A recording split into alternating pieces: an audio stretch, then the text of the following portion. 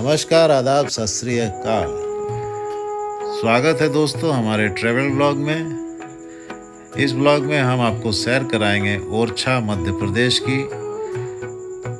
ओरछा सिंगरौली से लगभग 500 किलोमीटर की दूरी पर है और सिंगरौली से निकलकर सीधी रीवा, सतना, पन्ना होते हुए ओरछा पहुंचते हैं।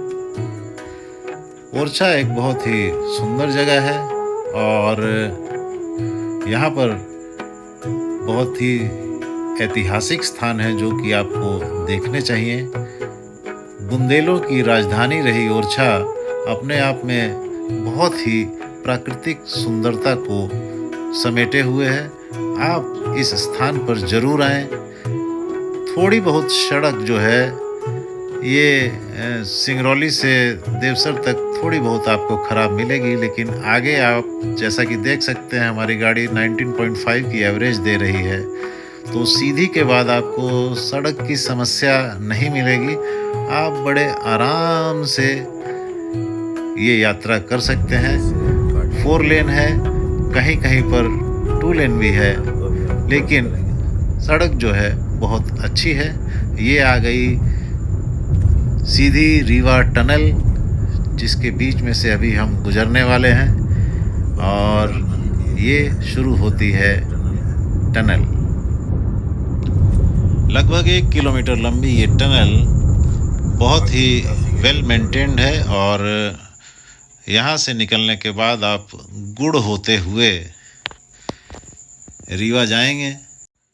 रीवा से फिर आप आगे सतना और सतना से पन्ना होते हुए ओरछा पहुंचेंगे। ये वो रोड है गड्ढों वाली, जिसका हमने अभी 100 रुपये का टोल टैक्स दिया है। पिछले 3-4 किलोमीटर से ऐसी ही रोड है। सरकार पैसा लूटने के लिए बैठी है और जनता लुटाने के लिए सुविधा के नाम पे जीरो होंडा। रोड टैक्स भी गाड़ी का दीजिए, टोल टैक्स भी दीजिए और चलिए गड्ढों में। ये देखिए, और आपकी गाड़ी को इन गड्ढों से कोई नुकसान हो तो कोई जिम्मेदार नहीं है। पैसा लेने के लिए सरकार सबसे आगे। भ्रष्टाचार की सीमा की रेखा को ही बढ़ा के आगे कर दिया गया है। नागौद में रुक के हमने पी चाय, बड़ी स्वादिष्ट चाय थी, और उसके बाद फिर निकल पड़े आगे की यात्रा के लिए। और संभावना है कि 5 बजे के लमसम हम लोग ओरछा पहुंच जाएंगे। सुबह करीब 8 बजे हम निकले थे और शाम को 5 बजे तक संभावना है कि हम ओरछा पहुंच जाएंगे। अभी पन्ना टाइगर गुजर रहे हैं घने जंगलों से होते पन्ना टाइगर रिजर्व के बीच में से। ये ओरछा जाने का रास्ता है और ये पन्ना घाटी का रास्ता है, जिस पे अभी हम लोग जा रहे हैं। ये घाटी क्षेत्र है और अभी हमने एक एक्सीडेंट भी देखा है। पलट गया और देखिए रास्ता सकरा है, आगे से गाड़ी आ रही है, तो हमें बड़े हिसाब से चलना होगा।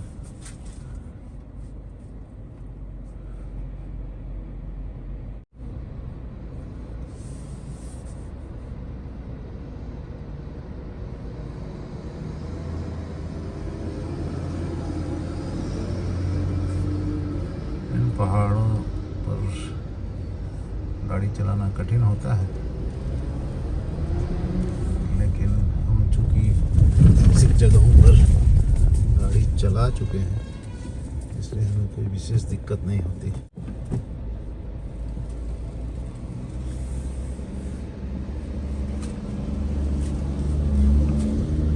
ये पूरा घाटी क्षेत्र, घना जंगल। अब हम वीडियो नहीं बनाएंगे क्योंकि ये रास्ता थोड़ा सावधानी से चलने के लिए। अभी गुजर रहे हैं हम केन नदी के पुल पर से, और केन नदी पन्ना की घाटी हमने पार कर ली है। अभी चल रही है इस तरह। केन नदी का पुल पार हो रहा है। सारा रास्ता सुंदर नज़ारों से भरा हुआ है। प्रकृति का आनंद लेते हुए जाइए। ये पराठा आ गया, और ये देखिए एवरेज हमारी 20.4 की पहुंच चुकी है, जिससे ये आप अंदाज़ा लगा सकते हैं कि अब आगे की सड़क जो है ये अच्छी है।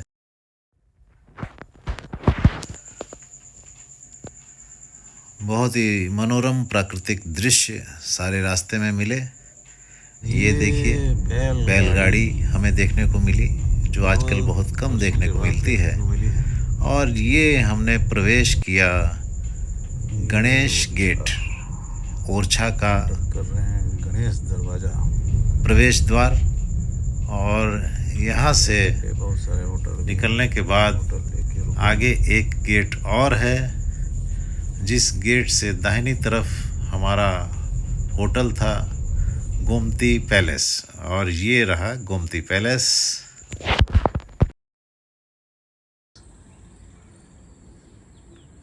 ये होटल जिनका है, उनके दादाजी ओरछा के महाराज के वैद्य थे। तो पुराने समय से ही ये स्थान इनके पास है। आप देख सकते हैं ये उस प्राचीन इमारत का हिस्सा है। और हम लोग जहाँ रुके हैं वो ये कमरा है 105। साफ़ सुथरे कमरे हैं, बहुत बढ़िया, और खुला डुला माहौल है।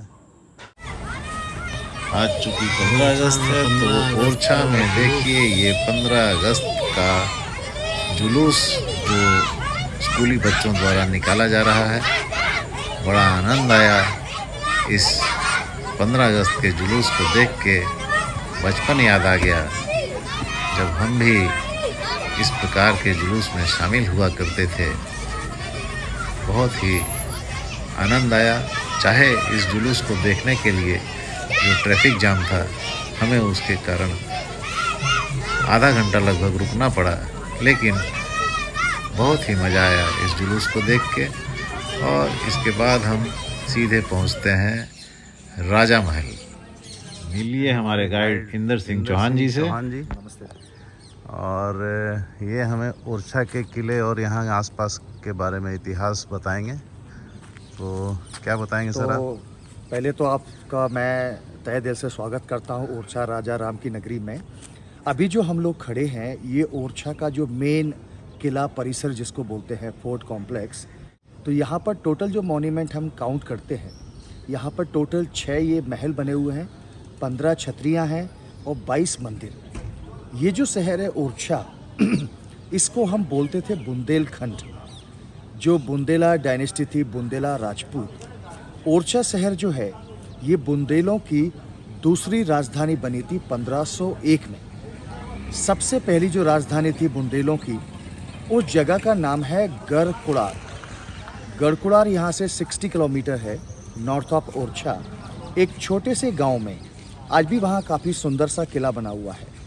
तो वो जगह बुंदेलों की सबसे पहली राजधानी बनी थी 13वीं शताब्दी में। तो 13वीं शताब्दी से लेकर 15वीं शताब्दी 200 साल बुंदेलों ने वहाँ पे राज किया।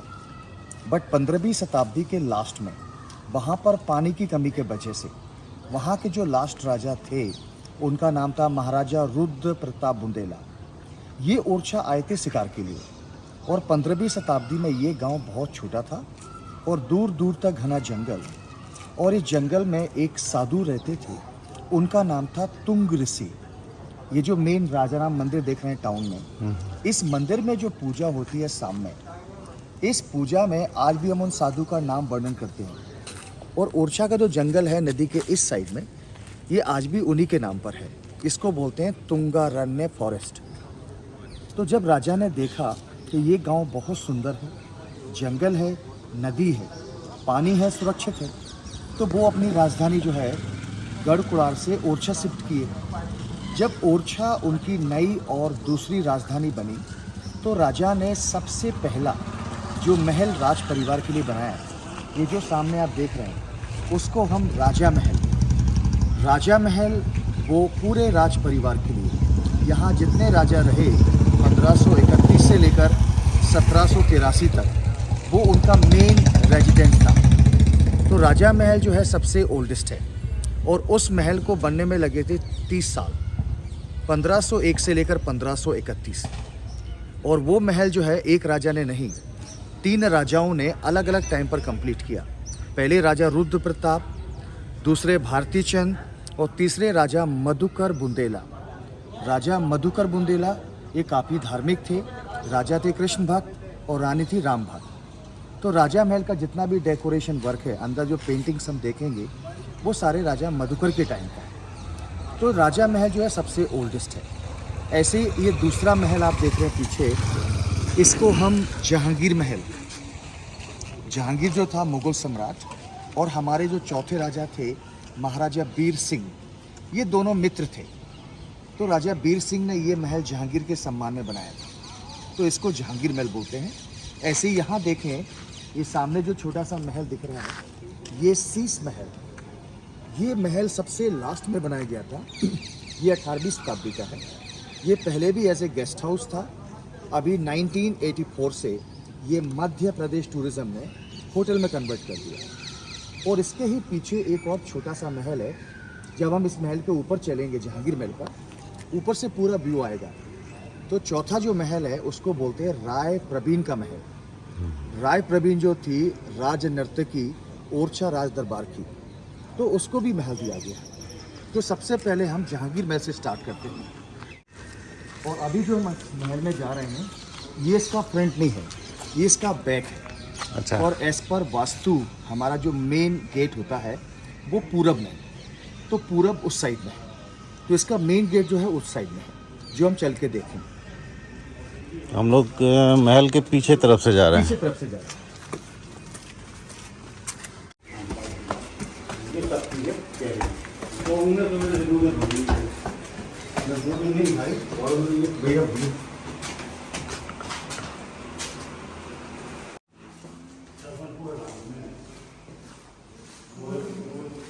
जहांगीर का महल, इसमें जहांगीर के रहने के लिए व्यवस्था होगी पूरी, नहीं? ये सेट देख रहे हैं आप? इतने कमरे उसी के लिए, ये तोप लगी हुई है। सर ये तोप तो बाद में जस्ट जो ऐसे। साफ सफाई हुई उस दौरान एक तोपें मिली गई थी बाहर। हाँ हाँ। तो यहाँ महल के सामने इसके अंदर म्यूजियम है, अच्छा तो उसके गेट पर रख दी डेकोरेशन के लिए। अच्छा। ये पुराने रास्ते हैं, पुरानी सीढ़ियाँ जो ऊपर जाने के होते थे ना, वो बाहर से जो बनाए गए अभी नए। अच्छा। ये पुराने नहीं है, ये नए बने हुए हैं। पुराने स्टेप हमेशा दीवार के अंदर से होते थे, और एक नहीं, जैसे चौकोर महल बना हुआ है तो 2 रास्ते हर एक दीवार से, 2 इधर से हैं, 2 उधर से हैं, 2 उधर से हैं और 2 उधर से हैं। तो चारों तरफ से रास्ते हैं ऊपर जाने को, नीचे आने के।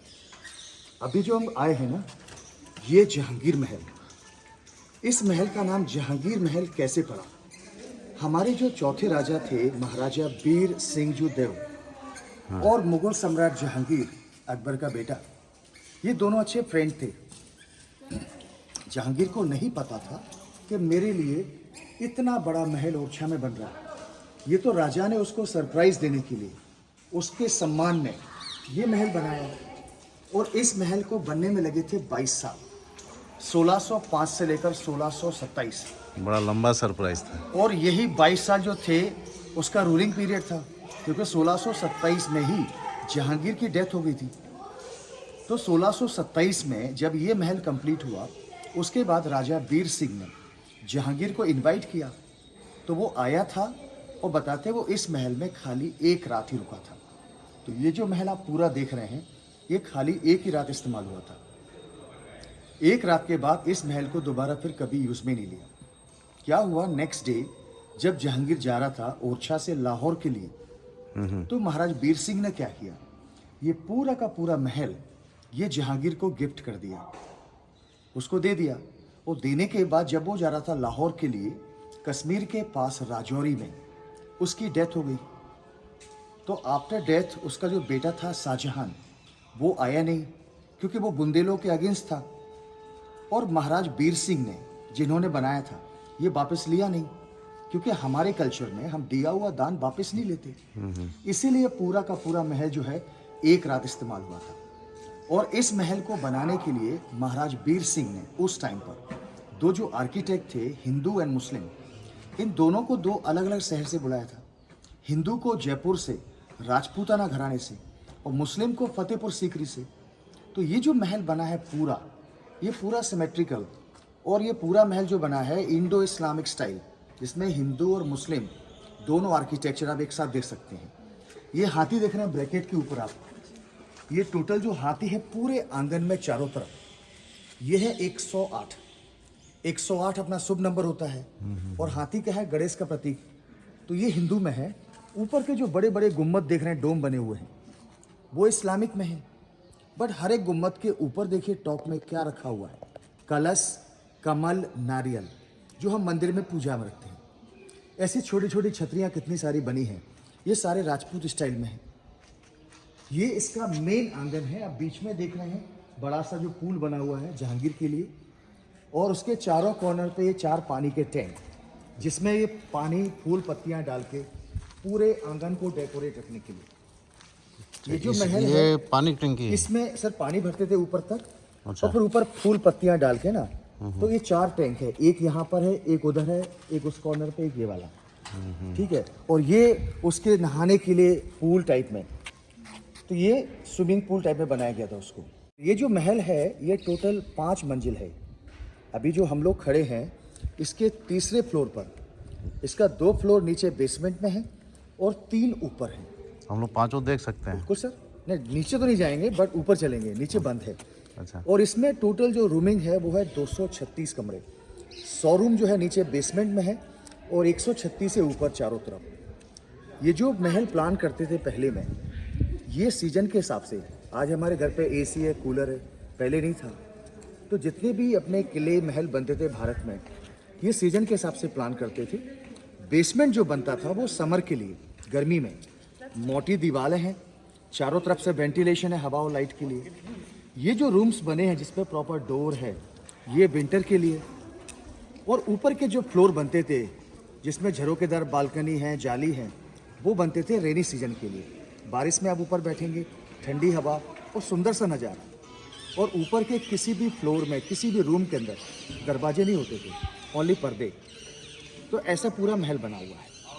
और ये जो महल बना है, जो मटेरियल यूज़ किया है, 90%, ये जो स्टोन आप देख रहे हैं ना, ये चॉकलेटी सैंडस्टोन है। आगरा में देखा रेड सैंडस्टोन है, पर ये चॉकलेटी सैंडस्टोन जो है ये धौलपुर राजस्थान का है। तो 90% ये जो पैलेस है इसी स्टोन में, और 10% जो है लोकल सैंडस्टोन, जो इसके हम मेन गेट पर चल के देखेंगे। अभी जो माया का बैक डोर से, ये इसका फ्रंट नहीं है, इसका मेन एंट्रेंस उधर है। तो सबसे पहले हम इसका मेन गेट देखने चल रहे हैं, फिर हम वापस अंदर आएंगे, फिर धीरे धीरे ऊपर चल के ऊपर से पूरा ओरछा, आसपास क्या क्या है, नदी, जंगल, मंदिर, हवेलियाँ, ये सारा दिखेगा आपको।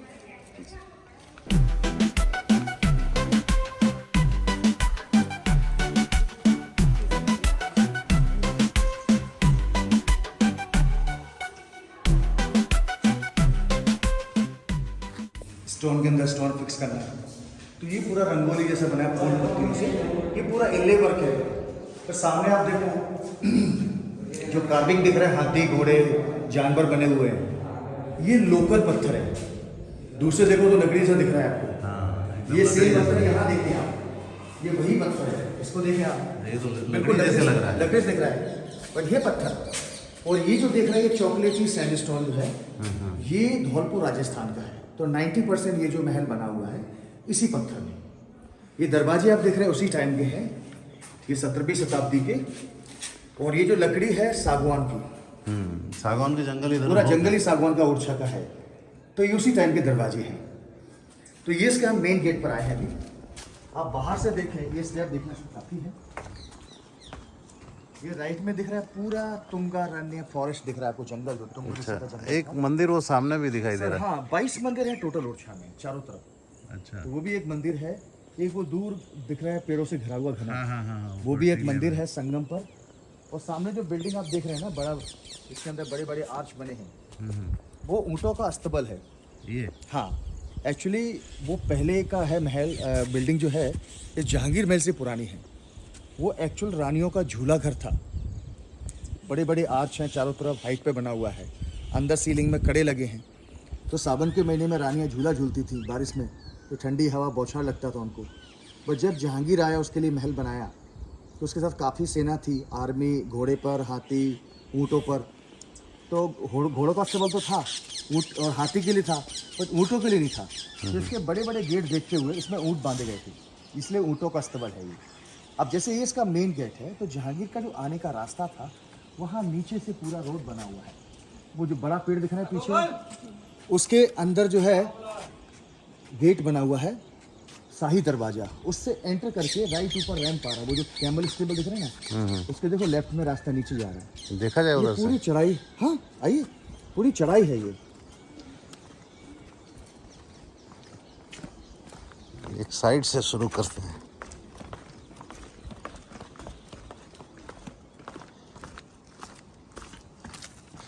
ये क्या चीज़ है ये जो ये सब पानी का टैंक नया बना हुआ है, पुराना नहीं है। अच्छा। जैसे ये चबूतरा आप देख रहे हैं ना, ये नया है, क्योंकि अगर ये फ्रंट है तो ये सब नहीं था पहले, अच्छा। है ना।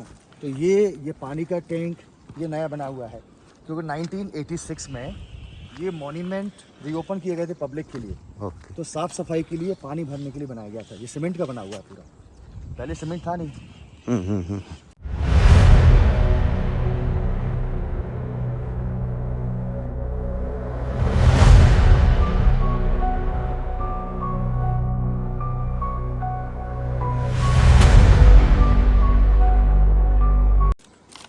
यहाँ से दिख रहा है पूरा वो शाही दरवाजा, ये रास्ता ऐसे चढ़ के पूरा ऊपर जाने के लिए। नीचे गाय वाय बंधी हुई है। सर ये अभी खेत किसान वाले जंगल है ना, पूरा खेती वाला। अच्छा। तो वो देखिए, वो रास्ता दिख रहा है पूरा, वो शाही दरवाजा दिख रहा है, वो एंटर करके पूरी चढ़ाई ऊपर तक आ रही है। अच्छा। ये घोड़ों का अस्तबल था। ये सामने नीचे दिख रहा है, ये राय प्रवीण महल, वो जो राज नर्तकी थी राय प्रवीण। अब ये देखिए, एक राज नर्तकी को महल क्यों दिया गया है। राय प्रवीण जो थी ओरछा राज दरबार की राज नर्तकी, एक राज नर्तकी को महल क्यों दिया गया है, क्योंकि राय प्रवीण खाली राज नर्तकी नहीं थी, ये राज नर्तकी के साथ साथ बहुत अच्छी कवित्री, सुंदर, और राय प्रवीण बहुत अच्छी हॉर्स राइडर थी। और राय प्रवीण इतनी सुंदर लेडी थी उस टाइम की 16वीं शताब्दी में, कि इसकी सुंदरता की जो हम तुलना करते थे वो दो रानियों से, एक तो मांडू की रूपमती, दूसरे ग्वालियर की मृगनैनी। और यहाँ के जो राजगुरु थे बुंदेला राज परिवार के, उनका नाम था महाकवि केशव। राय प्रवीण उनकी बहुत अच्छी स्टूडेंट थी। तो महाकवि केशव ने राय प्रवीण की सुंदरता को देखते हुए उसको एक सुंदर सा एक 2 लाइन का दोहा लिख के दिया था संस्कृत में, कि ये दोहा तुम्हें हर एक राजा से बचाएगा। क्यों? क्योंकि वो सुंदर थी। जब मुगल सम्राट अकबर ने राय प्रवीण की सुंदरता और उसके गुणों के बारे में सुना, तो उसने ओरछा महाराज को आदेश दिया कि राय प्रवीण को तुरंत आगरा भेजा जाए। उस टाइम पर राजा थे इंद्रजीत, ओरछा के महाराज। तो राजा इंद्रजीत ने राय प्रवीण को आगरा भेजा। जब अकबर ने देखा इतनी सुंदर नर्तकी एक छोटे से राज्य में, इसको तो मेरे दरबार में होना चाहिए, तो अकबर ने उसको ऑफर दिए, उसने मना किया। बस जैसे ही अकबर ने उस पर राजशाही जो प्रेशर डाला, तो उसने खड़े होकर पूरे दरबार में हाथ जोड़ के वो दोहा सुनाया। वो अकबर से बोली हाथ जोड़कर कि बिनती राय प्रवीण की और सुनिए साह सुजान, झूठी पातर भकत है बारी बायसवान। वो अकबर से बोली कि आप मुगल सम्राट, मैं राय प्रवीण एक छोटे से राज्य की डांसर, मैं तो एक झूठी पत्तल के समान हूँ, और झूठी पत्तल का बचा हुआ खाना जूठन ये कौन खाता है? ये 3 लोग, बारी, बायस, स्वान। बारी जो पत्तल उठाता है, बायस कौआ और स्वान कुत्ता। तो उसने बोला कि मैं झूठी पत्तल के समान हूँ और झूठी पत्तल का बचा हुआ भोजन ये 3 खाते हैं। यदि आप मुझे यहाँ रखना चाहते हैं तो फिर आप बताएं, आप इन तीन में से कौन है? तो अकबर इतना पढ़ा लिखा था नहीं, क्योंकि 13 साल की उम्र में ही वो मुगल सम्राट बन गया था। तो उसके जो मिनिस्टर थे उन्होंने दोहा को ट्रांसलेट किया, तो वो काफ़ी इम्प्रेस हुआ और मान सम्मान राय प्रवीण को ओरछा भेजा। तो जब वो लौट कर आई आगरा से, ये छोटा सा जो महल दिख रहा है नीचे आप, ये गार्डन था बुंदेला राज परिवार का। इसका नाम था आनंद मंडल बाग। तो ये महल फिर राजा ने राय प्रवीण को दे दिया। तो उस दिन से ये राय प्रवीण का महल हुआ। और इसके पीछे आप देख रहे हैं छोटे छोटे मंदिर दिख रहे हैं खेतों में पुराने।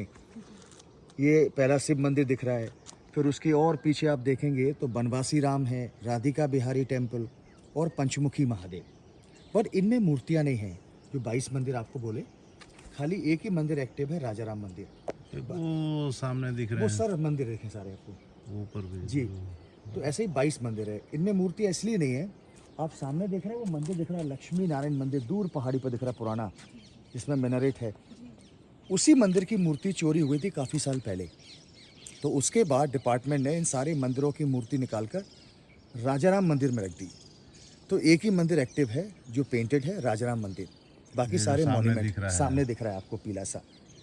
तो एक ही मंदिर में पूजा पाठ होती, बाकी सारे मॉन्यूमेंट्स हैं। अब ये देखिए, ये हम जहांगीर महल के फ्रंट में खड़े हैं। आप देख रहे हैं पूरा जहांगीर महल, उसका मेन गेट। और ऊपर आप देख रहे हैं ब्लू टाइल्स दिख रहे हैं, ग्रीन एंड ब्लू। वो सारे पर्शियन टाइल्स हैं। वो लाए गए थे इस पूरे महल को डेकोरेट करने के लिए। तो पहले ये पूरा महल इन्हीं टाइलों से डेकोरेट था। मोस्ट टाइल्स गए बिकॉज टाइम हो गया, और कुछ हमारी पब्लिक तोड़ने में एक्सपर्ट। और ये इसका मेन गेट है। तो ये जो पूरा महल आपको बताया इंडो इस्लामिक स्टाइल में बना है। आप दिख रहे हैं प्लेन डोम दिख रहे हैं, वो अगेन इस्लामिक में है। बट कॉर्नर वाले जो गुम्बद दिख रहे हैं, इसमें कमल का फूल जैसा बना हुआ डिज़ाइन, ये हिंदू में है। ऐसी ये जाली वर्क देख रहे हैं आप, कोई भी जाली देखो सेम पैटर्न में नहीं होगा, सारे अलग अलग हैं। ये बुंदेला आर्किटेक्चर है, क्योंकि मुगल में सिमेट्री होती है पर हमारी सिमेट्री नहीं होती है। तो सारे अलग अलग पैटर्न में बने हैं जालियाँ ये। तो ये जाली के दो पर्पज़ था, एक तो रानियों या लेडीज़ को देखने के लिए कि बाहर क्या चल रहा है और लोग उनको ना देख सकें, दूसरा हवा के लिए। तो ये क्रॉस वेंटिलेशन बने हैं ऐसे। अभी हम ऊपर चलेंगे, आपको फील आएगा बारिश। बेसमेंट की गेट पर आप समर में अप्रैल मई के महीने में ना उसके सामने खड़े हो ना, आपको ऐसा फील होगा कि किसी ने एसी ऑन किया हो, बिल्कुल ठंडी हवा आती है। हवा आ रही है ठंडी। नहीं सर, जब समर में हवा आती है ना, इधर से आ रही है, नहीं इधर से। तो इसके अंदर से जो हवा चलती है ना, सबसे हॉटेस्ट जो गर्मी होती है हमारे बुंदेलखंड की, वो अप्रैल और मई। उस टाइम में जब हवा चलती है अंदर से, तो बिल्कुल एसी जैसा। यहाँ लोग आपको लेटे मिलेंगे यहाँ पर। तो ये इसका मतलब सेकंड फ्लोर है। ग्राउंड फ्लोर जो है इसके नीचे है, और ठंडा होगा, वो ठंडा आता है। तो ये 2 फ्लोर है। ये बंद इसलिए कर दी हमारी पब्लिक की वजह से। आज से 20 साल पहले खोल दिए थे प्रॉपर लाइटिंग करने के बाद। नाम लिखना तो ठीक है, लोग बल्ब निकाल के ले गए। राजा वीर सिंह ने जहांगीर के आने से पहले, उनको नहीं पता था जहांगीर कैसे और किस पर आ रहा है, बस जैसे भी आ रहा है उसका स्वागत है। तो राजा ने 5 जो स्टेप थे अलग अलग हाइट के, वो बनाए थे। एक हाथी के हाइट का। तो ये सामने वाला जो स्टेप दिख रहा है, लड़का काम कर रहा है ना, ये खड़ा पत्थर नहीं, जो स्टेप है वो हाथी के हाइट का है कि उधर आके उस पे उतर के फिर अंदर जाएगा। दूसरा ये वाला स्टेप कैमल के हाइट का, घोड़े के हाइट का, पालकी रखने के लिए और पैदल। अब मैं आपको मेन गेट दिखाता हूँ इसका। ये पूरा स्टोन में है, कार्विंग जो दिख रहे हैं ये सारा का सारा ओरिजिनल है, कुछ भी नया नहीं है। खाली जो पत्थर ऊपर बालकनी में लगे हैं दोनों तरफ, वो नए लगाए हैं।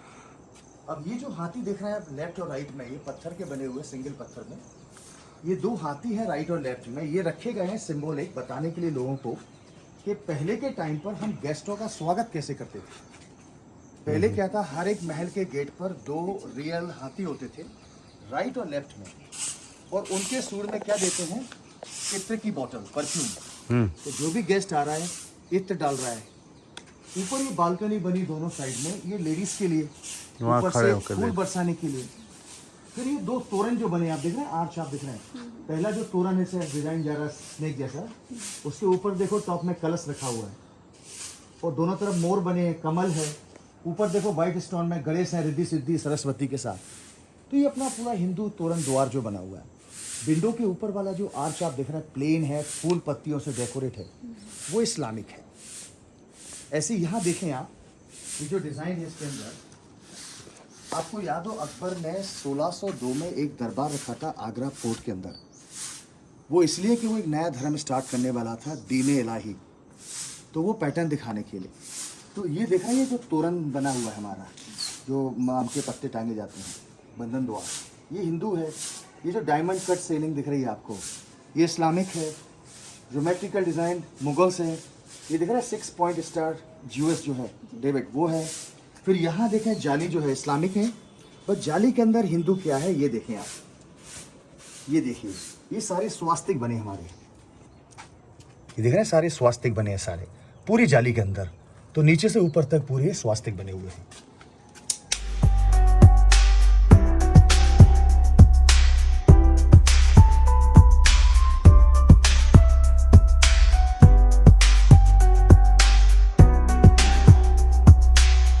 हम ऊपर चलते हैं इस महल के टॉप में, जहाँ से पूरा ओरछा का व्यू आएगा।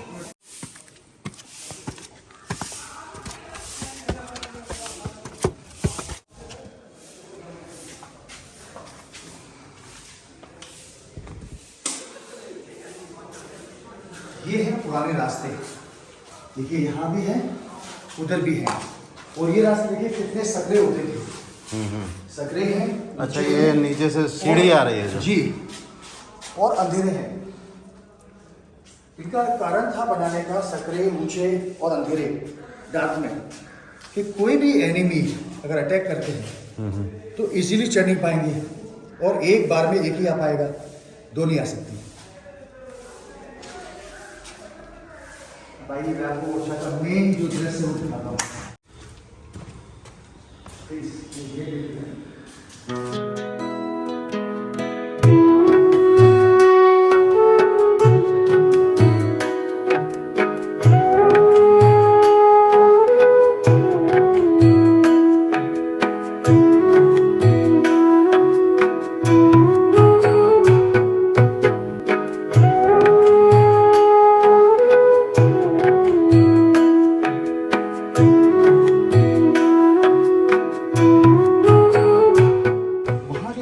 के किनारे राइट हैंड साइड में वो बड़ी बड़ी पुरानी बिल्डिंग दिख रही, मंदिर जैसी। वो मंदिर नहीं है, वो सारी की सारी छतरियां हैं, 15 एक साथ, 15 राजाओं की काइंड ऑफ समाधि हम कह सकते हैं, क्योंकि हम हिंदू में समाधि नहीं होती है। तो जहाँ छतरी मतलब कि वो मंदिरों के इस तरफ नहीं, वो सारी वो मंदिर जैसी दिख रही, वो सारी छतरियां हैं वो। अच्छा, हाँ, उनका आर्किटेक्चर जो है टेम्पल जैसा है। अच्छा, जो शिखर दिख रहा है ऊपर में, हाँ हाँ हाँ, बट वो है सारी छतरियां। ठीक है। छतरियां जैसे वो मेन जो राजा परिवार का क्रिमेशन ग्राउंड जिसको कहते हैं, हाँ हाँ हाँ, समाधि बनाते थे। जलाते थे, हम समाधि नहीं होती हमारे उधर, हाँ। जहाँ हम जलाते थे उसी जगह पे उनकी याद में एक मॉन्यूमेंट, हाँ। स्मारक, जिसको छतरी बोलते हैं। अच्छा अच्छा, और छतरी का जो कॉन्सेप्ट है ये राजस्थान से आया था, जो राजपूत राजा थे उनके याद में बनाए जाते थे आफ्टर डेथ। तो 15 एक साथ है गार्डन में, हम चलेंगे देखने के लिए वहाँ पर। सामने दिख रहा है नीचे राजा महल, जिसके बाद हम चलेंगे जो मेन महल था बुंदेला राज परिवार का, उसमें आज भी 500 साल पुराने जो पेंटिंग्स हैं वो आप देखेंगे, इतने सुंदर हैं उनके कलर, क्योंकि उनको अंधेरे में बंद करके रखा है। अंधेरे में इसलिए कि लाइट से कलर फेड होते हैं। तो राजा महल जो है सबसे पुराना है, और इसके पीछे आप देख रहे हैं बड़ा चतुर्भुज मंदिर सबसे ऊंचा दिख रहा है, पुराना वाला राजा महल के जस्ट पीछे वो विष्णु मंदिर है। और राइट में दिख रहा है राजाराम टेम्पल जो नया सा दिख रहा है। और राइट में देखिए दूर पहाड़ी पर वो लक्ष्मी नारायण मंदिर। उस मंदिर को आप यहाँ से देख रहे हैं, कैसा दिख रहा है, ट्रायंगल जैसा, त्रिकोण है ना। उसको आप किसी भी डायरेक्शन से देखो आपको ऐसा ही दिखेगा, बट ओरिजिनल वो स्क्वायर प्लान में है। और वो मंदिर जो बड़ा है गरुड़ के शेप में, तो भगवान विष्णु का वाहन है गरुड़। और ये राइट में होटल सीस में है, उसके ऊपर जो टाइल्स देख रहे हैं वो ओरिजिनल उसी टाइम के हैं, क्योंकि वो होटल है काफ़ी साल से इसलिए बचे हुए हैं। तो ये पहला व्यू है ओरछा का।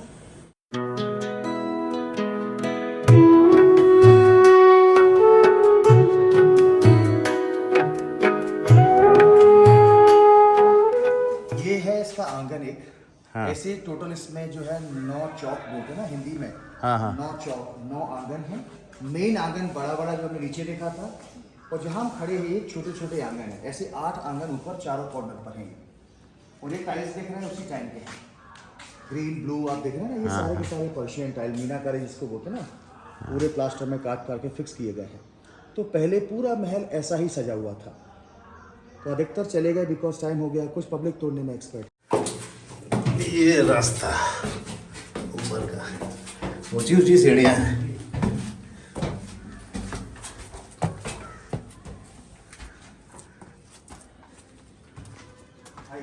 अच्छा, ये ऐसे स्लैंटिंग का है बना हुआ है? ये पानी का जो ढाल है, कहीं भी पानी रुकेगा नहीं। तो हर जगह एग्जिट है, छोटे छोटे होल जो बंद हुए। अच्छा, पूरा पानी ऐसा रहेगा ना, तो यहाँ पानी रहेगा, तो ऐसा रहेगा तो ढलेगा पानी, पूरा बहेगा।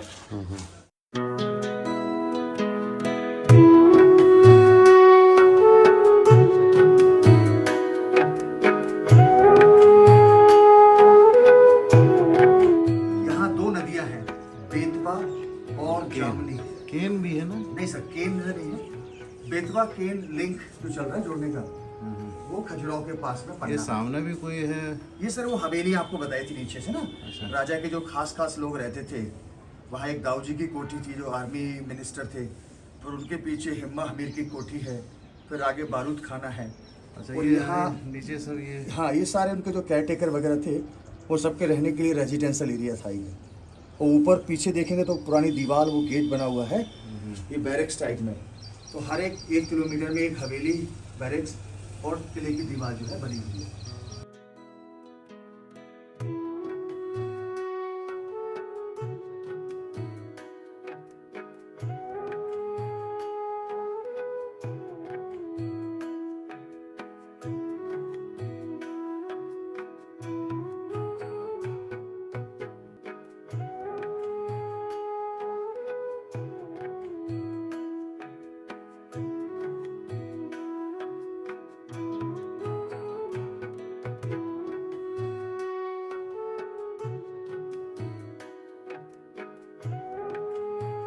पानी ये निकलने का रास्ता है। ड्रेनेज जो पुराना है बारिश का। हाँ। अब ये देखो राजा ने क्या प्लान किया था 500 साल पहले, कि इस पूरे महल का बारिश का पानी ऊपर का यहाँ गिरता था, यहाँ से ये जो होल दिख रहे हैं इन आंगन में, फिर उसका पानी वो दिख रहा है, होल दिख रहा है, वो मेन आंगन में, वो मेन आंगन का पानी जाता था सारा राय प्रवीण के महल में, वो गार्डन है।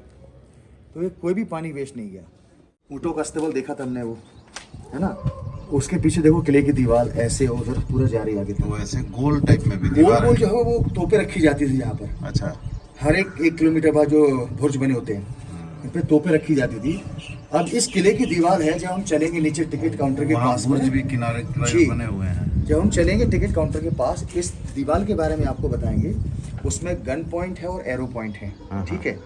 सपोज की सेना दीवार के सट के खड़ी है, ना तो वो गन पॉइंट पे ना एरो पॉइंट पे, उनको कैसे लाओगे? तो बाहर साइड दीवार में ऐसे कट से निशान बने हुए, नाली जैसा।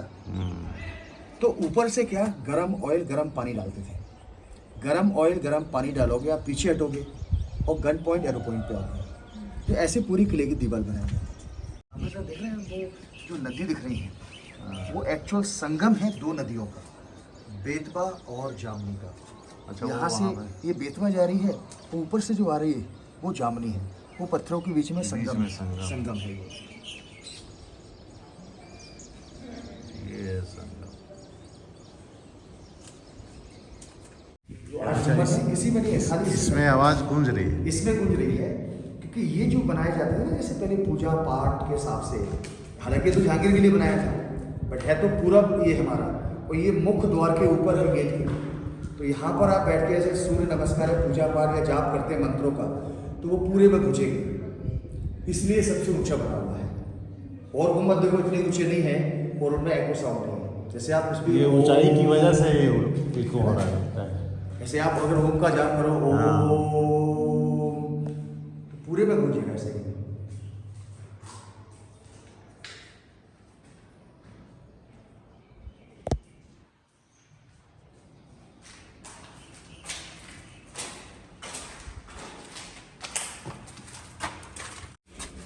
अब ये देखो सर, ये जाली सारी हैंडमेड है, पुरानी हाथ के बने इतनी हुए। महीन और पत्थर ये का देखो डिजाइन। मशीन में नया आज का बना हुआ है। कौन सा ज्यादा सुंदर लग रहा है आपको? हैंडमेड ज्यादा सुंदर इतना लग रहा है? बारीक तो और सारी जालियाँ बनाना लेकिन ही अलग है, बहुत कोई भी मुश्किल सेम नहीं है, सारे अलग अलग डिजाइन में है। इतनी बारीक जाली बनाना ही मुश्किल है। जब यहाँ से देखा है, ये दिख रहा है वो पानी का टैंक हमने देखा था नीचे, पूरा रास्ता आपको दिख रहा है, गेट भी क्लियर दिख रहा है, शाही दरवाजा आपको पूरा जहांगीर का जो आने का रास्ता था। वो सामने जो बिल्डिंग दिख रही है, 3 गुम्बद बने हुए हैं नदी के किनारे, वो 3 दासियों का महल है। रानी कुंवर गणेशी जो थी हमारी तीसरे राजा की वाइफ, उनकी जो 6 दासियां थी, वो 3 उनमें से भी खास थी, तो उनको वो महल दिया था, 3 दासियों का महल।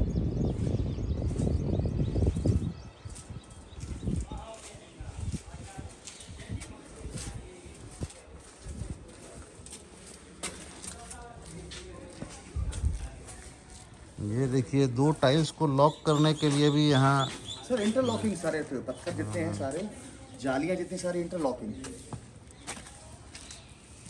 ये भी देख रहे हैं आप, इसमें कोई सीमेंट यूज नहीं किया, एक पत्थर को दूसरे पत्थर में फिक्स किया गया।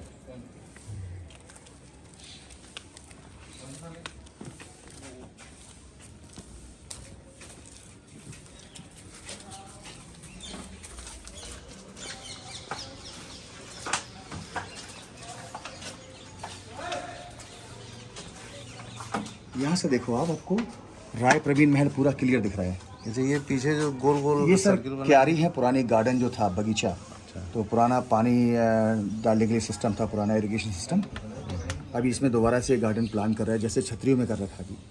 और इसके पीछे आप देखो सारे मंदिर वो क्लियर दिख रहे हैं आपको। पहला शिव मंदिर दिख रहा है, उसके जस्ट पीछे जाइए, दूर में 2 मंदिर एक साथ दिख रहे हैं, वो बनवासी राम और राधिका बिहारी टेम्पल। और एक राइट में पेड़ से छुप रहा है, थोड़ा सा दिख रहा है कुंडा, वो पंचमुखी महादेव मंदिर।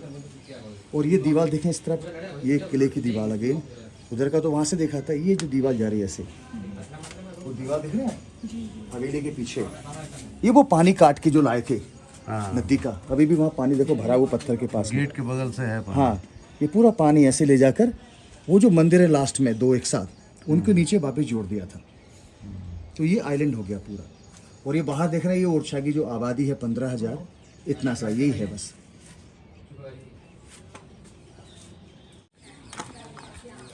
वो दिख रहा है गेट आप सामने बड़ा वाला, ये वो ओरिजिनल रास्ता था गेट इस राजा महल आने के लिए। तो ये जो बाहर हॉल दिख रहा है, आर्चिस बने हैं ना, ये दीवाने आम, ये राजा महल का ही पार्ट है। दीवाने आम, दीवाने खास आपको हर एक महल में मिलेगा, पर दीवाने आम, दीवाने खास जो है, ये हमारा कॉन्सेप्ट नहीं है, ये मुगलों का है।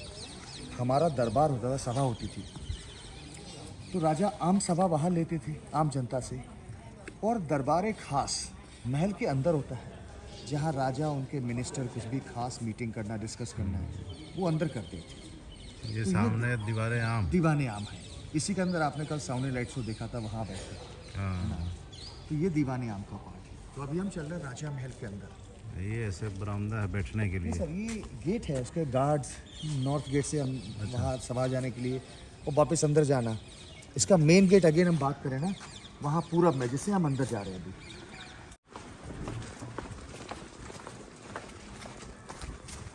राजा महल। इसमें तीनों राजाओं का नाम है जिन्होंने इस महल को कंप्लीट किया। पहले राजा रुद्र प्रताप, जिन्होंने ये शहर बसाया था। दूसरे ये दिख रहा है भारती चंद, और तीसरे राजा मधुकर शाह और मधुकर बुंदेला, जिन्होंने इस पूरे महल को कंप्लीट किया, इंक्लूडिंग पेंटिंग और दीवाने आम जो है। और यही राजा काफ़ी धार्मिक थे, राजा कृष्ण भक्त थे, रानी राम भक्त।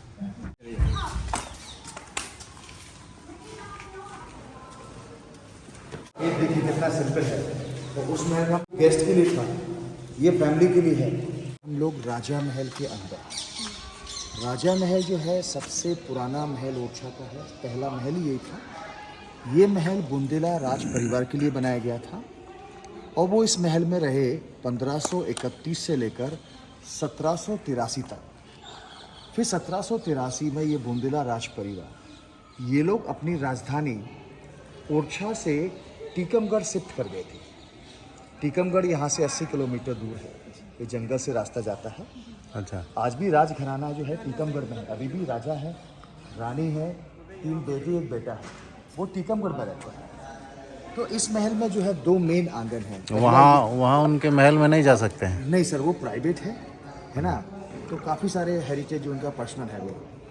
अब ये इसका मेन आंगन है, ये जो दिख रहे हैं पूरा एक आंगन है ये था जेंट्स के लिए, और अंदर जो देख रहे हैं लोग घूम रहे हैं वो था लेडीज़ के लिए। ऐसे बाहर हमने दीवाने हम दिखा, सामने जो हॉल दिख रहा है ऊपर में, इसके अंदर पेंटिंग्स भी कुछ दिख रहे हैं, वो दीवाने खास, जहाँ राजा उनके मिनिस्टर कुछ भी खास मीटिंग खास दरबार ले सकते हैं। यहाँ देखें इस तरह ये जो प्लेटफॉर्म देख रहे हैं चबूतरा, ये था डांस के लिए। वो जो राज नर्तकी, जब कभी राज परिवार का कोई गेस्ट आता था वो उसके टॉप पे डांस करके उन सबको एंटरटेन करना, और वो सारे मेहमान नीचे जो गैलरी देख रहे हैं ना, उनके नीचे बैठ कर उस टाइम पर सपोज अगर रानियों को डांस देखना है तो उनके लिए सामने झरोके दिख रहे बालकनी है, वो उनके अंदर बैठ के देखती थी कि वो डांस देख लें और लोग उनको ना देख सकें। ये छोटा जो गेट आप देख रहे हैं ना, ये बेसमेंट जाने का नीचे का। ये जो महल है ये 4 मंजिल है। जहांगीर महल हमने देखा था ना, 5 मंजिल, वो 5 था। इसमें 136 कमरे हैं, 36 बड़े बड़े कमरे जो है नीचे बेसमेंट में है, और 100 रूम ये दोनों आंगन में। लॉक है ये? हाँ, ये लॉक इसलिए कर दिया पब्लिक के वजह से, हर जगह नाम लिखना है उनको, तो ये बंदी कर दिया है। तो ये कमरे जो है गर्मी में यूज़ होते थे। अंदर जो हम कमरे देखेंगे राजा रानी के, जिसके प्रॉपर दरवाजे हैं, बंद होता था, वो सर्दियों के लिए, और ऊपर बारिश के लिए। ये पानी का टैंक नया है। बट ये जो होल देखें आप यहाँ पर, ये जो बात करते हैं रेन वाटर हार्वेस्टिंग वाला, कि राजा ने क्या प्लान किया था उस टाइम पर, दोनों आंगन का बारिश का पानी जो है, इस आंगन का पूरा पानी ऐसे जाता था उस आंगन का वहाँ से, और ये सारा का सारा पानी एक जगह इकट्ठा करते थे और उस पानी को वापस से रीयूज में लेते थे। सबसे पहले हम डाइनिंग हॉल में चल रहे हैं।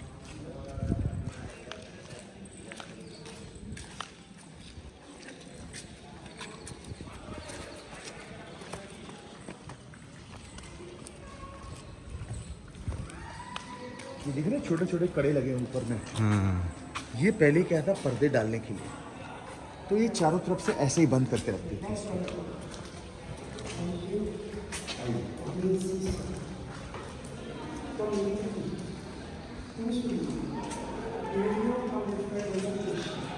अब देखिए सीलिंग में आप देख रहे हैं ये जो पेंटिंग्स हैं, ये ओरछा के सबसे पुराने पेंटिंग्स हैं।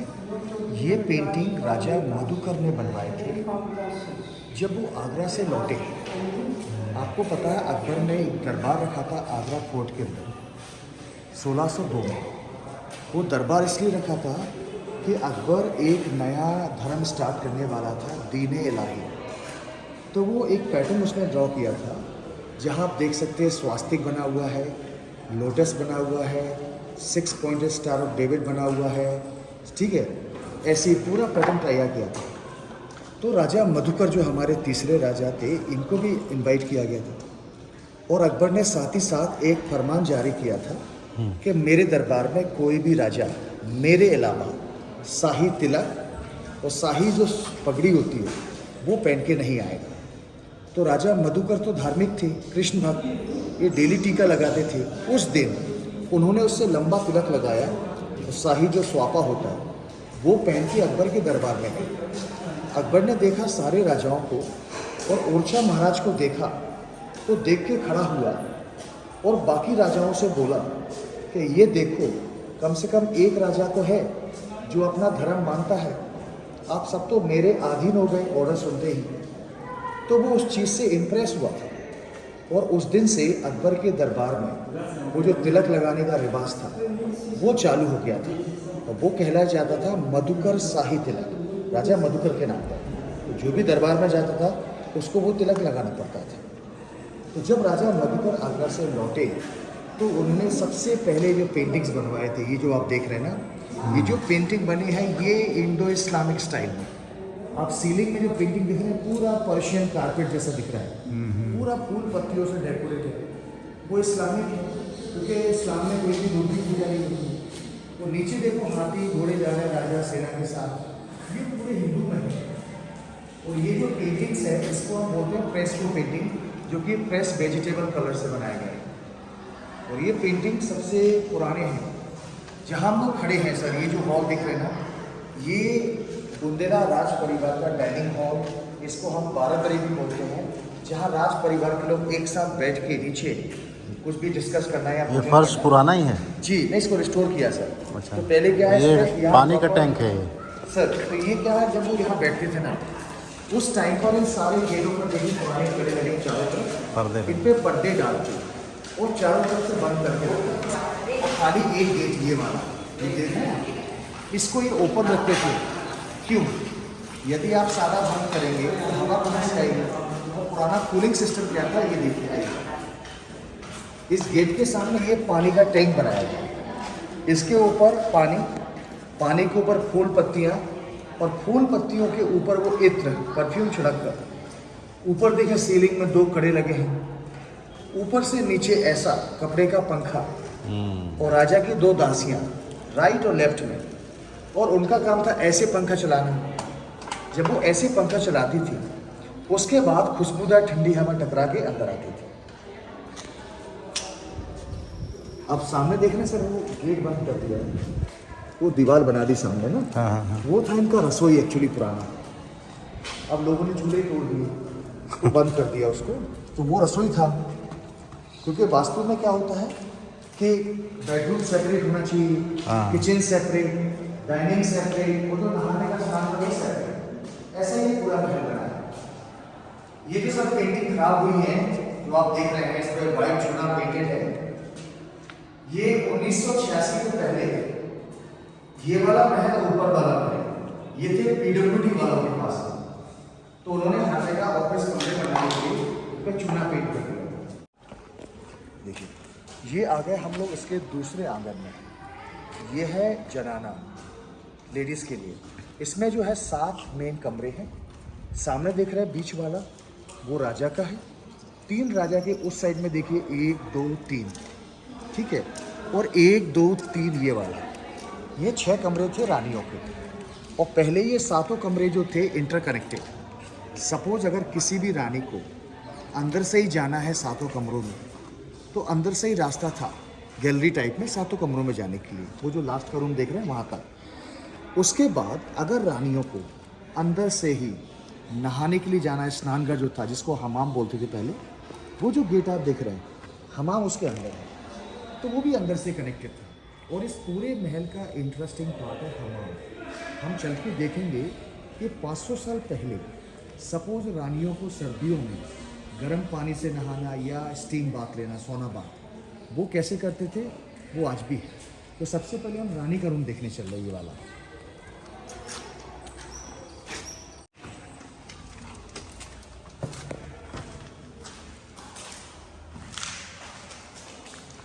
अब अंदर जो देख रहे हैं वहाँ था बेड, मतलब जो रानी का बेडरूम था, ये डार्क में देख रहे हैं। जहाँ हम लोग खड़े हैं ये बैठक टाइप में थी, बैठने के लिए सिटिंग एरिया।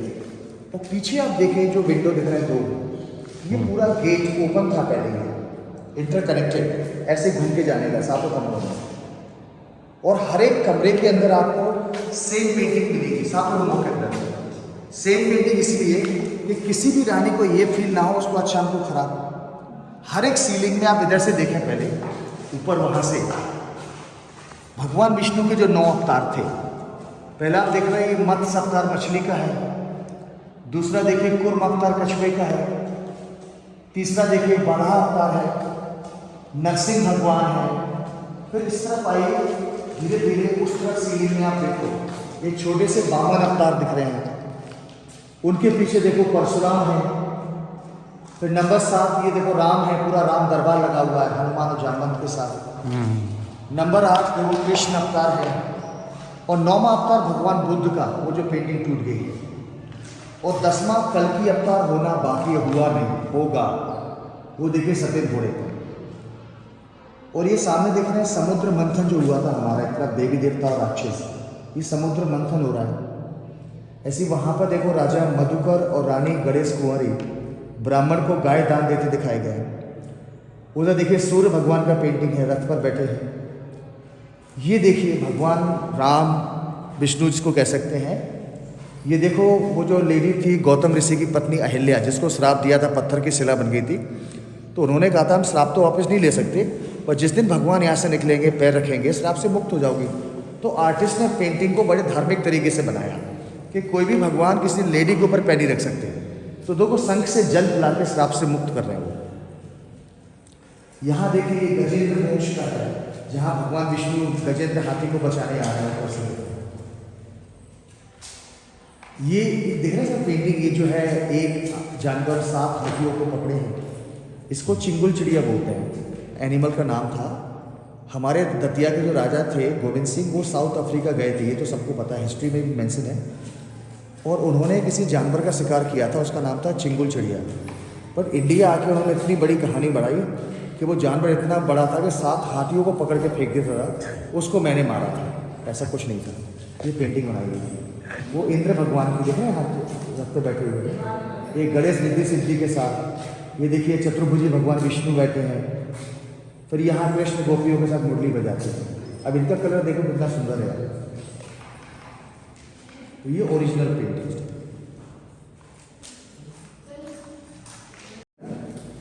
ऊपर देखिए सीलिंग में आप, ये भगवान विष्णु के जो भी 9 अवतार वहाँ देखिए, जो वहाँ है वही सेम है। पेंटिंग यहाँ पर है। बट ये पेंटिंग देखिए आप सामने ऊपर दिख रहे हैं ना, हाँ। ये ब्रह्मा जी की पेंटिंग, यज्ञ करते दिखाया गया, राक्षस प्रकट, ये अलग है, वो ये उधर नहीं है। ये वहाँ ठीक टूटी है। हाँ। बट वहाँ देखिए पेंटिंग, ये दिख रहा है नारद जी खड़े हैं। हाँ। नारद जी एक पक्षी के सामने खड़े दिख रहे हैं, गरुड़ भगवान है ये। अच्छा। ये क्या कहानी है आपको पता है? रामायण में मेघनाद जो रावण का बेटा था, उसने राम लक्ष्मण पे जो सांप वाला बाण नागपाश जो फेंका था, जिससे राम लक्ष्मण सांपों से भाग गए थे। जो वो बंदे लेटे थे, तो नारद जी गए थे गरुड़ भगवान के पास, उनको बताने के लिए कि आपके प्रभु संकट में, आप यहाँ क्या कर रहे हैं। तो फिर गरुड़ भगवान गए थे और अपनी चोंच से सांपों को काटा और नागपाश से मुक्त कराया। तो ये गरुड़ संवाद चल रहा है। यहाँ देखिए सर ये पेंटिंग आप, ये भगवान विष्णु की पेंटिंग है, वहाँ टूटी हुई यहाँ शेष नाग में लेकर शेष साड़ी में लक्ष्मी जी पैर दबा रही है। ये भगवान विष्णु की ओरिजिनल पेंटिंग है। कितना स्मूथ है ये, चमक रहा है, मार्बल जैसा फील आ रहा है। और उस टाइम पे क्या करते थे, इसमें आप हल्का सा भी एक दीपक जलाओगे ना, तो चमक के रिफ्लेक्ट होके लाइट पूरे में रहती थी। अभी तो 500 साल पुराना, अभी भी चमक रहा है। और जब ये बना होगा उस टाइम पर, वो ये जो खिड़की देख रहे हैं आप, ये वाले हैं ऊपर बने हुए हैं, ये तिरछे जो खिड़की बनाए जाते थे। आज हमारे घर में जो खिड़कियाँ बनती हैं वो सीधे बनती हैं, पहले ये तिरछे बनाए जाते थे। इसका कारण था हवा और लाइट के लिए। इसके अलावा आप सोचो, बारिश का पानी वो नहीं आता। यहाँ से आप बाहर का देख पा रहे हैं बादल, बट बाहर से इन खिड़कियों को आप देखो तो आपको नहीं दिखेगी खिड़की है कि नहीं है, ये प्लेन वॉल दिखती है। और यहाँ देखिए, ये जो राम जी की पेंटिंग देख रहे हैं आप यहाँ पर, हमारे घर में जो मंदिर राम दरबार होता है ना, या और भी राम मंदिर देखे होंगे, तो हमेशा राम जी खड़े हैं धनुष बाण लिए। बट यहाँ बैठे क्यों हैं? क्योंकि ओरछा में उनको राजा की उपाधि है, राजा राम। ये मात्र टेम्पल है गाँव में, राजा राम मंदिर, जहाँ भगवान राम को राजा के रूप में पूजा जाता है, और जहाँ राजा को प्रॉपर सलामी दी जाती है। वो चारों टाइम होता है, जब मंदिर खुलता है और जब मंदिर बंद होता है। पुलिस के सिपाही उनको राइट से प्रॉपर सलामी देते हैं। राजा राम के अलावा ओरछा में कोई भी VIP आता है, चाहे गवर्नर हो, CM या प्राइम मिनिस्टर, यहाँ किसी को सलामी नहीं दी जाती, ओनली राजा राम को। तो इसलिए वो यहाँ पर राजा की पोज में बैठे हैं। यहाँ देखिए सर ये पेंटिंग है, पास में जाकर देखिए, ये जो हाथी बना है, गौर से देखो, 12 औरतें हैं हाथी के अंदर, 12 औरतों से हाथी बनाए गए। ये जो 12 औरतें हैं हाथी के अंदर, 4 हाथी के पैर पे देखिए 4 लेडीज खड़ी हैं, अलग अलग इंस्ट्रूमेंट लिए। 5वीं देखो ढोलक बजा रही है पेट पर। ये 5 जो नर्तकी जो रानियों को एंटरटेन करती थी संगीत के लिए। ऊपर देखो 6 दासियां बैठी हैं रानी की, 6 लेडीज अलग अलग पोज में। नंबर 12 हाथी का सूंड देखिए, नीचे से ऊपर तक ये दिख रहा, रानी के पैर है। और ऊपर देखो रानी का फेस है, रानी खड़ी है मांग में सिंदूर भरते। इस पेंटिंग को, इस आर्ट को हम बोलते हैं ना द्वादश नारी कुंजर, द्वादश नारी कुंजर, द्वादश 12 नारी लेडीज और कुंजर मीन्स हाथी। तो ये 12 औरतों से हाथी बनाए गए। नीचे वाली पेंटिंग खराब ये रानी झूला झूलते दिखाई सेम पेंटिंग इसका भी देखिए आप, ऊपर हाथी में पेंटिंग बनाया है, नीचे रानी झूला झूलते दिखाई गई है दासियों के साथ।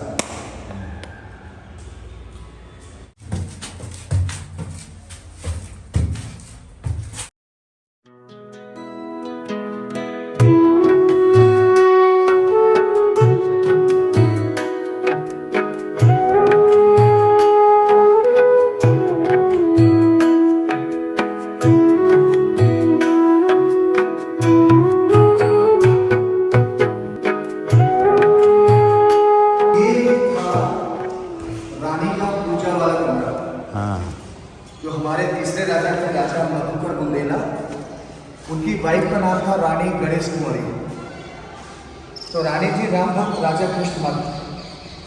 जब उनकी शादी हुई, दोनों राजा रानी से महल में रहती थी, तो ये था उनका पूजा वाला कमरा। और जब रानी ज़्यादा धार्मिक होने लगी तो राजा ने उनको अलग से महल दिया टाउन में। जो आज राजा राम मंदिर है वो पहले रानी का महल था, उसको बोलते थे रानी बास, रानी रहती थी। यहाँ से देखिए, आपको दिखेगा राइट में दिख रहा है येलो ऑरेंज पेंटेड है ऐसा, वो राजा राम मंदिर है। और उसके सामने जो दिख रहा है बड़ा पुराना मंदिर, चतुर्भुज मंदिर जो है, वही मंदिर जो है ओरिजिनली राम जी के लिए बनाया गया था। क्या था, जब रानी उस महल में जाके रहने लगी तो एक दिन राजा रानी की बहस हुई कि राजा बोले कि क्यों ना हम चले वृंदावन भगवान कृष्ण को लेने के लिए। तो रानी थी राम उपासक, वो बोली क्यों ना हम चले अयोध्या प्रभु राम को लेने के लिए। तो राजा ने रानी से पूछा कि यदि आप राम जी को नहीं ला पाई फिर? तो रानी ने गुस्से में बोला राजा से कि यदि मैं राम जी को नहीं ला पाई अयोध्या से तो मैं वहीं सरयू नदी में जल समाधि ले लूँगी। तो कह के चली गई। काफ़ी लंबे टाइम तक उन्होंने सरयू नदी के किनारे बैठ के पूजा तपस्या की राम जी को पाने के लिए। जब वो नहीं मिले अंत में, तो रानी सरयू नदी के अंदर जा रही थी, तो उनको सरयू नदी के अंदर से राम जी की मूर्ति मिली। उसी रात में जब वो राम जी की अपने गोदी में लिए बैठी थी घाट पर, तो कुछ समय के लिए उनकी आँख लगी, मतलब नींद आई, और भगवान उनके सपने में आए। बोले ठीक है, मैं आपके साथ चलूँगा, बट आपको मेरी 3 कठिन शर्तें माननी होगी। पहली शर्त कि मैं आपके साथ अयोध्या से ओरछा पैदल जाऊंगा, पुष्य नक्षत्र में साधु संतों के साथ। पुष्य नक्षत्र में ही क्यों? क्योंकि उसी नक्षत्र में राम जी का जन्म हुआ था। तो रानी जो मूर्ति लेकर आई थी, ये पैदल चल गई अयोध्या से ओरछा 8 महीने 27 दिनों में। ठीक है। दूसरी शर्त कि जहां मैं एक बार विराजमान हो जाऊंगा, उस दिन से वही मेरा मंदिर होगा और दोबारा कहीं नहीं जाऊंगा। तो ये जो सामने चतुर्भुज मंदिर दिख रहा है, यही राम जी के लिए बनाया गया था। और रानी ने ये भी राजा को मैसेज किया था कि हमारे प्रभु राम के लिए भव्य मंदिर सबसे बड़ा बनना चाहिए, और मंदिर ऐसा बनना चाहिए उसका गर्भगृह कि कभी कभार मैं दर्शन यहाँ इस खिड़की में बैठ के करूँ। तो उस जगह सामने पुराना मंदिर दिख रहा है, विष्णु मंदिर, उसको इतने ऊंचे प्लेटफॉर्म पे ले जाके हाइट पे बनाया गया कि उसका गर्भगृह इस खिड़की से कनेक्टेड हो। तो आप सामने देखें, गेट दिख रहा है मंदिर का, मंदिर के गेट के अंदर सीधा देखो, आपको लाइट जल रही है, अंदर वाइट बल्ब जल रहा है, ठीक है सामने, वो गर्भगृह है। तो वो इस खिड़की के लेवल पे बना हुआ है। तो हुआ क्या, जिस दिन रानी ओरछा पहुंची, वो मंदिर पूर्ण कंप्लीट नहीं था। और हमारा अगर मंदिर कंप्लीट नहीं है तो हम भी कोई भी मूर्ति स्थापित नहीं करते। तो रानी बड़ी खुश थी राजा को दिखाने के लिए। तो उन्होंने सोचा जब तक ये मंदिर बन रहा है, क्यों ना भगवान को कुछ देर के लिए अपने महल में रख दूँ, पास में महल है। वो सबसे पवित्र जगह थी उनकी रसोई, किचन। तो उनने भगवान को अपने रसोई घर में रख दिया। और रखने के तुरंत बाद उनको वो शर्त याद आई कि राम जी ने बोला था एक जगह विराजमान के लिए, तो शर्त के अनुसार तो वही मंदिर होगा। तो उस दिन से रानी महल जो है राम मंदिर हो गया। ये सामने वाला मंदिर जो राम जी के लिए बनाया गया था, ये बाद में खाली रहा। तो उनके बेटे ने इस मंदिर को पूरा कंप्लीट किया था। तो उन्होंने इसके अंदर भगवान विष्णु की मूर्ति रख दी, चतुर्भुजी भगवान, इसलिए आज इसको चतुर्भुज मंदिर बोलते हैं।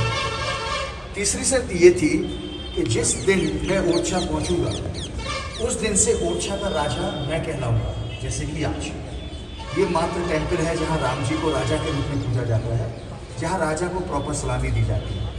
राजा राम के अलावा कोई भी यहाँ पर आता है VIP, यहाँ सलामी नहीं दी जाती, खाली राजा को। तो वही राजा राम। यहाँ से आप देखिए ओरछा का सुंदर व्यू आएगा भी। ये देखिए चतुर्भुज मंदिर, राजा राम मंदिर और लक्ष्मी मंदिर तीनों होते हैं। ये सामने दिख रहे बाहर वो ब्रिज जिससे आप अंदर आए हैं, तो नीचे पानी भरा हुआ है पूरा ये।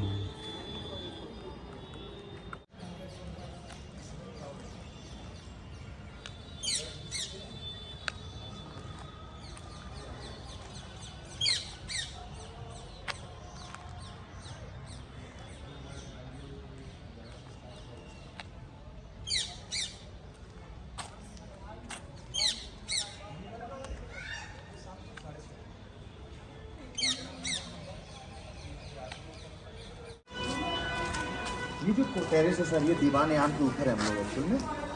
ये 30 त्योहार के टाइम पर रानियों को, जैसे चांदनी रात वगैरह है, तो ये एंटरटेनमेंट के लिए खाई पहुँच जाए।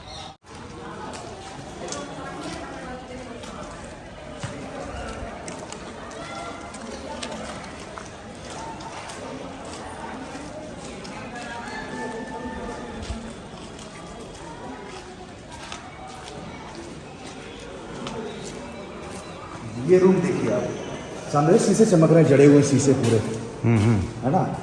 इधर आइए कुछ इस साइड में आपको दिखाता हूँ। ये देखिए ये सारे जड़े शीशे जड़े हुए पूरे में। यहाँ देखिए पूरे शीशे जड़े हुए हैं। और ऊपर देखिए सीलिंग में ये टुकड़े जो दिख रहे हैं पेंटिंग की साइड में, वहाँ भी शीशे लगे पूरे में थे। तो ये जो रूम था रानियों का, एक तो ये देखिए यहाँ से रानियाँ यहाँ से बैठ के वो झरोके था यहाँ पर, वो सामने डांस देखा करती थी जेंट्स वाले आने का, तो ये झरोका था रानियों को। प्लस ये संगीत रूम भी था रानियों के लिए। जब रानियाँ यहाँ बैठती थी कैंडल लाइट जला के, और लाइट पूरे में रिफ्लेक्ट होती थी, मिरर लगे थे पूरे। और यहाँ जो पास जो नर्तकी थी संगीत का, जो हमने पेंटिंग देखी थी हाथी के ऊपर, वो यहाँ पर इंस्ट्रूमेंट को एंटरटेन करना रानियों को, तो इनका संगीत कक्ष उसको बोलते हैं। ये वो था।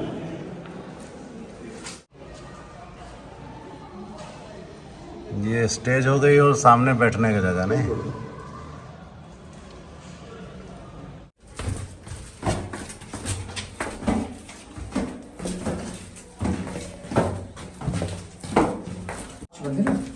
इसमें देखिए लकड़ी का यूज होता था, तो कितना भी अर्थक्वेक कुछ भी आए है ना, लूम ले लेगा, तो पत्थर हुआ तो टूट जाएगा, तो लकड़ी में उसको प्लास्टिक के अंदर छुपा के रखती है उसको। अच्छी लकड़ी है तो दिमाग भी नहीं लगी। बिल्कुल को बचो गए।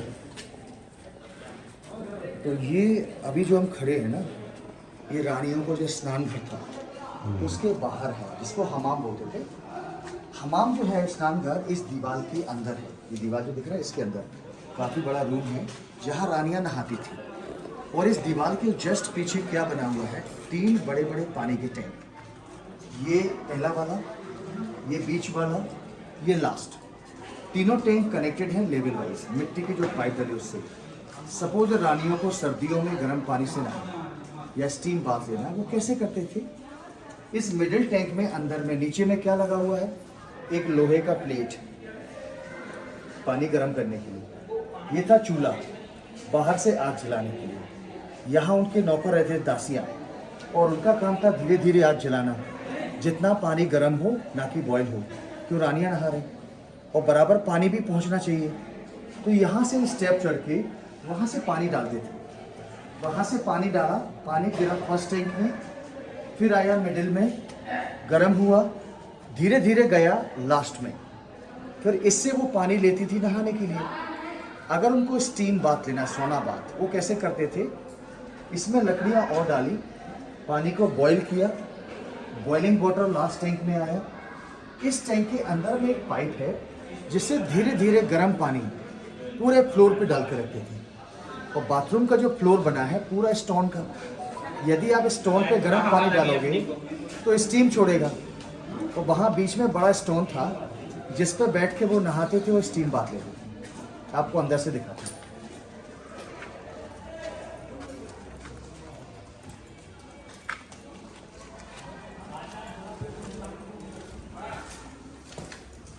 और इधर अंदर में जो है पुराने जो टॉयलेट होते थे ना, 2 पत्थर एक होल खुड्डी बोलते थे गांव में, वो पुराने टॉयलेट बने हैं। आइए, ये देखिए फर्स्ट टैंक, वो बाहर से पानी डालते थे इसमें गिरता था। फिर ये देखिए टैंक, इसमें देखिए अभी भी लोहे का कढ़ाई ओरिजिनल लगा, ये प्लेट दिख रहा है लोहे का, ये उसी टाइम का है, 500 साल पुराना। तो इससे पानी इसमें गिरता था, जैसे गर्म होता था। ये लेफ्ट में देखो, ये पानी आता था इस लास्ट टैंक में। फिर इससे उनकी जो दासियां होती थी वो पानी देती नहाने के लिए। और ये देखिए, ये वो गर्म पानी, खौलता हुआ पानी गिराने के लिए पूरे फ्लोर में। ये फ्लोर दिख रहा है पूरा स्टोन का बना है। जब ये पूरा गर्म हो जाता था स्टीम, या बीच में एक बड़ा सा पत्थर था जिस पर बैठ के वो नहाते थे वो स्टीम बार, और बाद में यही पानी वहां से एग्जिट करते थे। और ये पानी भी वही जाता था जहां वो रेन वाटर कलेक्ट करते थे, क्योंकि पहले साबुन और शैम्पू नहीं था, तो नेचुरल जो लेप होता था उससे नहाते थे। ये दरवाजे देखो आप, ओरिजिनल है उसी टाइम पे। ये आपको बना था इंटरकनेक्टेड, कि अगर रानियों को अंदर से आना नहाने के लिए तो अंदर से आ सकते थे। तो ये पुराने दरवाजे उसी टाइम पे।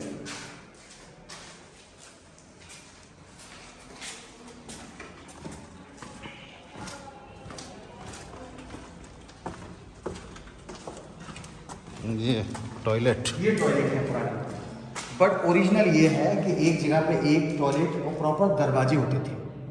ये देख रहे हैं 2-2, 3-3 ये नहीं थे।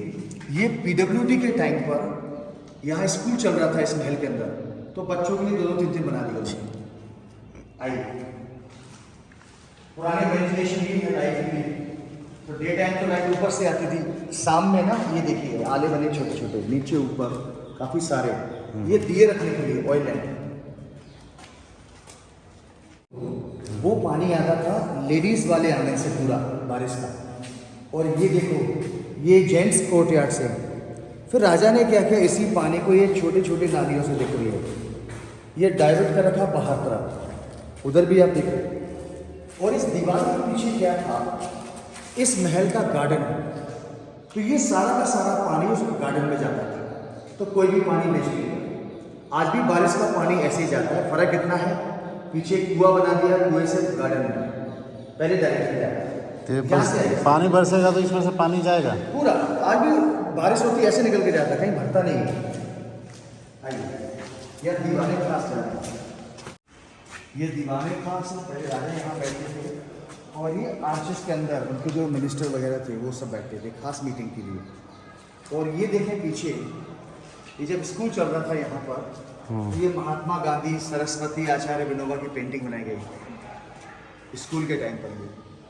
इसमें स्कूल भी चला जी, वो तो जब आर्कियोलॉजी डिपार्टमेंट आया 1986 में, तो उन्होंने इन सबको बाहर हटाया, तो ये सब कुछ खराब कर देते। ये बहुत सारा पेंट उंट खराब तो बच्चों ने कर दिया अभी होगा। सर ये साफ हो रहा है, अभी लक्ष्मी नारायण टेम्पल से स्टार्ट हो गया पेंटिंग सफाई का काम। जो एक्सपर्ट आए हैं मिनिस्ट्री ऑफ कल्चर से, वो स्टूडेंट जो है एक्सपर्ट, वो बड़ी बारीकी फिर से बनाएंगे। नहीं सर, साफ कर रहे हैं उसको, रुई और एक पत्ती सीख ले, कारी लेके ना, वो इनके बाद स्पेशल केमिकल उससे साफ कर रहे हैं, तो जो भी गंदगी उससे हटा रहे हैं उसको धीरे धीरे, बड़े बारीक, टाइम लगता है इसमें। जो मिट गया होगा उसको बनाएंगे फिर से। उसको ट्राई करेंगे सेम बनाने के लिए, जैसा था वैसा। देखिए हवा यहाँ से हाइट में तो हवा लग रही है आपको। ये गार्डन का पार्ट था, अब ये गार्डन दोबारा से तैयार कर रहे हैं। लगी आपको हवा लगी इसमें?